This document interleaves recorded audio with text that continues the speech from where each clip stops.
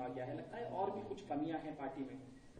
देखिए, मैं इतना जानती हूँ कि पार्टी जैसा कहती रही मैं वैसा करती रही। मैंने कभी भी पार्टी लाइन क्रॉस नहीं करी। पूरी निष्ठा से, पूरी ईमानदारी से मैंने काम किया है। अभी भी मैं पिछले 1 महीने से छत्तीसगढ़ में थी।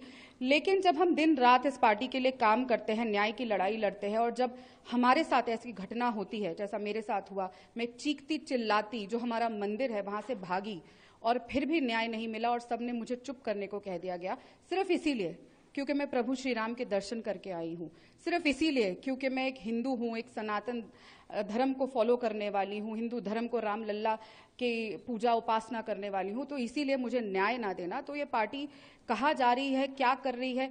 आपकी लड़ाई राम लल्ला से है कि आपकी लड़ाई किसी पॉलिटिकल पार्टी से है? इस पार्टी को तय करना होगा। और बाकी चीजें तो हम जानते ही हैं किस तरीके से क्या इस पार्टी में हो रहा है, पर लगातार ऐसी चीजों पे जाके खिलाफत करना।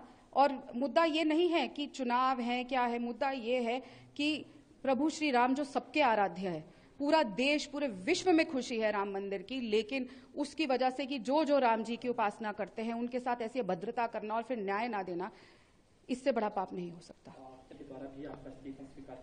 मैंने अपना इस्तीफा भेज दिया है। मैंने 6 दिन इंतजार किया, न्याय की गुहार करी। मुझे लगातार बोल दिया गया इंतजार करो, चुनाव है, रहन दो, भूल जाओ।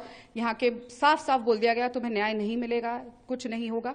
तो इंतजार करते करते अब मैं प्रभु श्री राम के चरणों में पहुंच गई हूँ। उन्हीं से न्याय की उम्मीद है और मैं जानती हूँ मर्यादा पुरुषोत्तम प्रभु श्री राम मुझे न्याय स्वयं देंगे।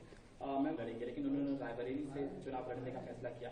इसमें कुछ निराशा आप लोगों को भी थी, क्योंकि कहीं ना कहीं शीर्ष नेतृत्व भी जब ऐसे झुककर सामने आता है तो? देखिए, मैं अभी इसी बात पे कायम रहना चाहूंगी क्योंकि एक बहुत ही संवेदनशील मुद्दा है और मैं बहुत परेशान हूँ, बहुत दुखी हूँ, बहुत ही अंदर से। और मेरे को इस बात को बोलने में और बहुत पीड़ा से इस समय गुजर रही हूँ क्योंकि एक बहुत भारी मन से मैं इस्तीफा दे रही हूँ। आज 22 साल मैंने जहां दिए हैं, जिस विचारधारा के लिए मैं लगातार लड़ी हूँ, न्याय के लिए और लोगों के न्याय के लिए बात करती हूँ। हमारी पार्टी बात करती है महिला न्याय के लिए, किसान न्याय के लिए, युवा न्याय के लिए, श्रमिक न्याय के लिए। और जब खुद के घर में अन्याय होता है और उस पर चुप्पी साध लेते हैं, क्योंकि सिर्फ इसीलिए क्योंकि हम राम जी के दर्शन करके आए और न्याय देने से हमें इनकार कर दिया जाता है, तो इस समय ये बहुत ही गहरी चिंतन की बात है। बाकी वो किधर से चुनाव लड़े वो उनकी खुद की मर्जी है, लेकिन मैं अभी और कुछ कहने की स्थिति में नहीं हूँ। लगातार शीर्ष नेतृत्व को ये शिकायत करती आई हूँ।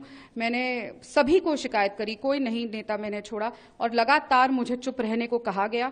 बाकी बातें मैं कल प्रेस कॉन्फ्रेंस के जरिए सभी से शेयर करूंगी। बहुत सारे खुलासे करने हैं जो मैं कल प्रेस वार्ता के दौरान करूंगी।